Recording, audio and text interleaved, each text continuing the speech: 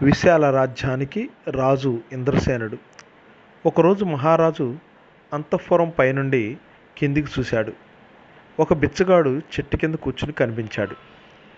అతని స్థితిని చూసి రాజు ఎంతో బాధపడ్డాడు. నేను ఎంతో చక్కగా పరిపాలిస్తున్నాను, రాజ్యంలో అందరూ సిరి సంపదలతో వర్ధిల్లాలి కదా, మరి నా ఎదురుగానే ఒక బిచ్చగాడు కనపడటం ఏంటి అనుకున్నాడు. గబగబా అంతఃపురం నుంచి బయటికి వచ్చాడు. మంత్రులందరూ అతన్ని అనుసరించారు. రాజు బిచ్చగాడిని సమీపించాడు. రాజు ఎదురుగా నిలబడటంతో బిచ్చగాడు భయంగా లేచి నుంచున్నాడు. ఇంద్రసేనుడు అతనితో ఏం కావాలో కోరుకో అని అన్నాడు. అప్పుడు బిచ్చగాడు నేను కోరుకునేది మీరు ఇవ్వలేరు మహారాజా అన్నాడు. రాజుకు పౌరుషం వచ్చింది. ఏం కావాలన్నా ఎంత కావాలన్నా ఇస్తానన్ను అన్నాడు. జోలి నుంచి భిక్ష పాత్రను తీశాడు బిచ్చగాడు. ఖాళీ పాత్ర రాజుకు చూపించాడు. ఈ పాత్ర నిండుగా దానం చేయండి చాలు మహాప్రభు అన్నాడు. ఎండి అర్హాలు తెచ్చి నిండుగా పోయండి అని రాజు తన పరివారాన్ని ఆజ్ఞాపించాడు. దోసిళ్లతో వరహాలు తీసుకువచ్చారు. రాజుగారి ఆజ్ఞ నెరవేర్చడానికి మంత్రులు పోటీ పడ్డారు. ఒక దోచెడు చాలు, పాత్ర నిండిపోతుంది అంటూ ఓ మంత్రి వైపు దానం చేయమన్నట్లుగా రాజు చూశాడు. ఆ మంత్రి భిక్షాపాత్రలో వరహాలు పోశాడు. దోసెడు వరహాలకు పాత్ర నిండిపోవాలి, కానీ నిండలేదు. పోసిన వరహాలు పోసినట్లే మాయమైపోయాయి. పాత్ర ఖాళీగానే ఉంది.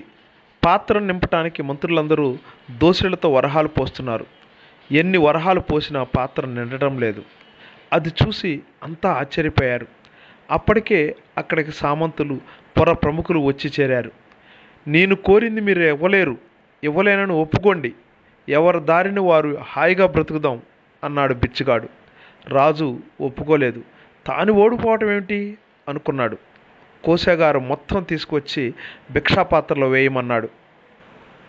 వజ్రాలు, వైఢూర్యాలు, రత్నాలు, మాణిక్యాలు, బంగారం, వెండి ఆభరణాలు అన్నీ తెచ్చి భిక్షాపాత్రలో పోశారు. ఎన్ని పోసినా ఎంత పోసినా పాత్ర ఖాళీగానే కనిపిస్తుంది. కోశాగారం ఖాళీ అయిపోయింది. సామంతులు కోశాగారాలు కూడా ఖాళీ అయిపోయాయి. చేతిలో చిల్లి గవ్వ లేకుండా అంతా కట్టుబట్టలతో నిల్చున్నారు. అయినా రాజు పట్టుబిడలేదు. ఆ బిచ్చగాడు ముందు ఓడిపోవటాన్ని భరించలేకపోతున్నాడు. భిక్షాపాత్ర నింపేందుకు అందులో ఏనుగులను, రథాలను, గుర్రాలను, సైనికులను ఇలా అన్నిటినీ ఉంచాడు. అయినా ఫలితం లేకపోయింది. పాత్ర ఖాళీగానే ఉంది. చివరి ప్రయత్నంగా సామంతరాజులను, మంత్రులు, అంతఃపురంలోని రాణులను కూడా ఉంచాడు. అయినా పాత్ర నిండలేదు. ప్రజలంతా స్వచ్ఛందంగా అందులోకి ప్రవేశిస్తామన్నారు. రాజు వారించాడు. అప్పటికే సూర్యాస్తమయం అయింది. రాజు చేతులు జోడించి బిచ్చగాడి కాళ్ళ మీద పడ్డాడు. అయ్యా, నేను ఓడిపోయాను, మీరే గెలిచారు, కానీ ఒక్క మాట దయచేసి చెప్పండి, ఈ భిక్షాపాత్ర మర్మమేమిటి అని అడిగాడు. అప్పుడు ఆ బిచ్చగాడు పెద్దగా నవ్వుతూ, మహారాజా, ఈ పాత్ర మనిషి ఆశలకు మూలమైన మానవ కపాలం అంటే పుర్రితో తయారయ్యింది. ఇది ఒక ఆశాపాత్ర. ఒకటి లభిస్తే ఇంకొకటి ఆశించే మనిషి నైజం స్వభావంతో తయారైన పాత్ర ఇది. మొత్తం ప్రపంచాన్నే మింగేస్తుంది. ఆశ ఉన్నంత వరకు అందరూ బిచ్చగాళ్లే అన్నాడు.